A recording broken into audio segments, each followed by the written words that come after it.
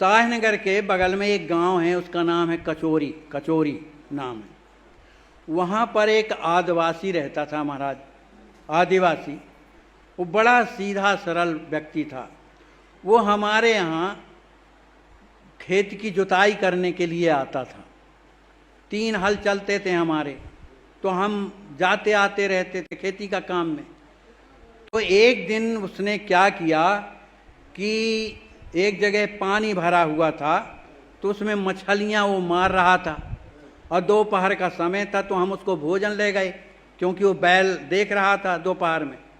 तो जब मछली मार रहा था तो हमको बड़ा दुख लगा। हमने कुछ उससे कहा नहीं, उसको भोजन दिया।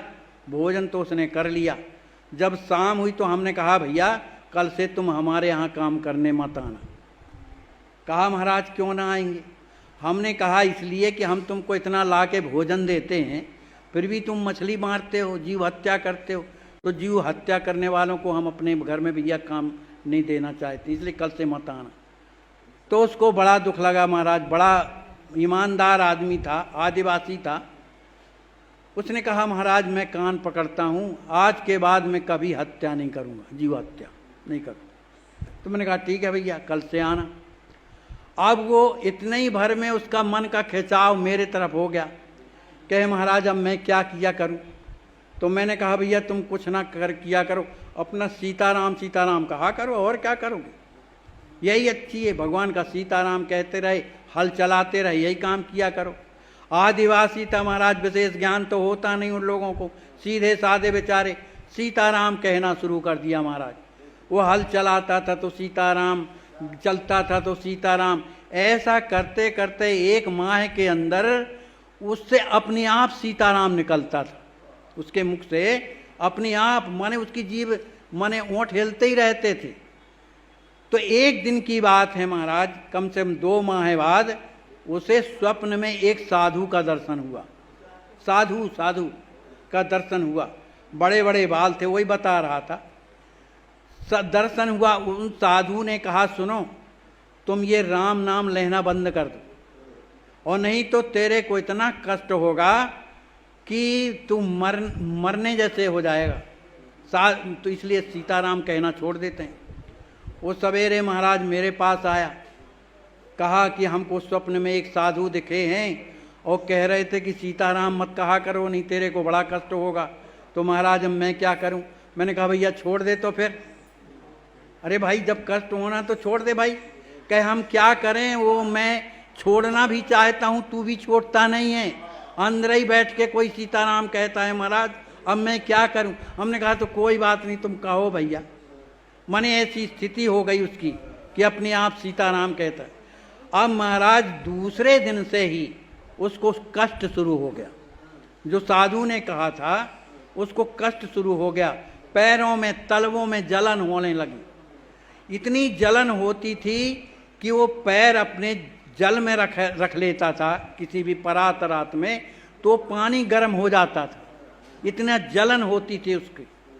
आखिर वो सीताराम नहीं छूटा महाराज उसके मुंह से, कहता ही रहता था। जलन भी चल रही, लेकिन वो सीताराम उसका नहीं छूटता रहा। उसके महाराज 1 माह में निरंतर जलन के कारण नीचे के दोनों तल्ले निकल गए महाराज। जो चमड़ा था वो बिल्कुल इतनी मोटी पपड़ी होकर के अलग हो गया, लाल लाल चमड़ा दिख रहा था, लेकिन जलन उसमें थी। तो 1 माह तक उसने कष्ट सहा महाराज। फिर वही साधु फिर रात में स्वप्न में मिलते हैं उसको, कहते हैं, देखो मैंने तेरे से कहा था ना कि तू सीताराम कहना बंद कर दे, नहीं तेरे को कष्ट होगा, लेकिन तूने मेरी बात नहीं मानी ना, इसलिए तुझे कष्ट हुआ। पर कोई बात नहीं, तेरे जो जन्म जन्मांतर का जो प्रारब्ध था, ये सीताराम ने निकाल दिया तेरे, इसलिए तू शुद्ध हो गया। अब ले वो लड्डू खा ले, अब तेरा जीवन बढ़िया रहेगा। महाराज स्वप्न में दिया वो लड्डू, और जब सवेरा उठा तो उसके हाथ में लड्डू, हाथ में प्रत्यक्ष लड्डू। अब वो गया तो जल्दी नहाया, उस लड्डू को खा लिया उसने, और जैसे ही लड्डू खाया उसका बिल्कुल शरीर हल्का हो गया महाराज, सब वेदना समाप्त हो गई। अब वो तो और मस्ती से सीताराम कहने लगा। कुछ दिनों के बाद महाराज अब उसका मन संसार में नहीं लगता था, घर के काम धाम में नहीं लगता था, कहीं भी जाता था तो बैठा रहता था। सीताराम कृपा है भगवान की, उसको कुछ अच्छा नहीं लगता था। जब उसकी पत्नी थी, लड़के थे, सब कुछ थे, लेकिन उसे कुछ अच्छा नहीं लगता था। बस सीताराम कहता था और मस्ती से आंखें मूंदे और बल्कि यही भजन करता रहता था। एक दिन की बात है महाराज कि उसका जीवन समाप्त हो गया, माने शरीर शांत हो गया। लेकिन विचित्रता ये थी महाराज जी कि उसको जमीन में लेटाए थे, लेकिन उसकी एक उंगली अपने आप हिलती थी। शरीर में चेतना बिल्कुल नहीं है, लेकिन उंगली हिल रही थी। तो आदिवासी लोग कहने लगे, भैया ये भगवान का नाम लेता था, तो भैया इसको अभी ना ले चलो कि जलाओ, क्योंकि इसकी उंगली हिल रही है। कोई भाई क्या आदिवासी लोग तो हैं, तो रुके रहे कि भाई ये उंगली हलना बंद हो तब फिर ले चलें इसको। अब इधर पर वो पहुंच गया कहाँ, जमराज जी के यहाँ। उसने ये सब घटना मेरे को बताई, तब बता रहा हूँ। थोड़ी देर के बाद वो जिंदा हो करके और उठ के बैठ गया, जिंदा हो गया। लोगों ने पूछा लेकिन उसने कुछ बताया नहीं। वो सुबह मेरे यहाँ आता है, कहे महाराज हम तो मर गए थे। हमने कहा कैसे मर गया था? जब मर गया तो जिंदा कैसे हो गया? कहा मैं मर गया तो मेरे को तो पता ही नहीं है, कोई मुझे ले गए, माने जमदूत नहीं ले गए, जमदूत नहीं ले गए थे, कोई दूसरे ले गए थे जो अच्छे लगते थे, वो ले गए थे। तो धर्मराज की सभा में ले जा करके मुझे खड़ा कर दिया। ये उसी की वाणी, महाराज पढ़ा लिखा नहीं, बिल्कुल सीधा साधा। तो कहा एक बहुत ऊंचे सिंहासन पर जो चमकता था, उसमें बड़े काले काले बैठे हुए थे और ऐसा त्रिपुंड लगाए हुए थे, बैठे थे। तो उन्होंने मेरे तरफ जब देखा तो कहा इसको तुम यहाँ क्यों ले आए भाई, इसको जहाँ का तहाँ भेजो, दूसरा आदमी से के नाम का है, अमुक गांव में, उधर से लाओ इसको। अब ये तो कुछ नहीं, इसको कोई डर नहीं लग रहा है, लेकिन उधर भी इसका भगवान का नाम अपने आप चल रहा है। माने शरीर से लिया हुआ नाम वो आत्मा भी लेती रहती है, कहने का भाव ये।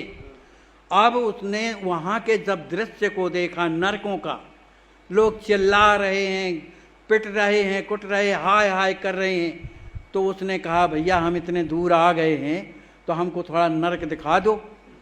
कहा रे ऐसे कैसे दिखा दो, तुम तो जल्दी चलो, तुम्हारा थोड़ी जीवन समाप्त हुआ है।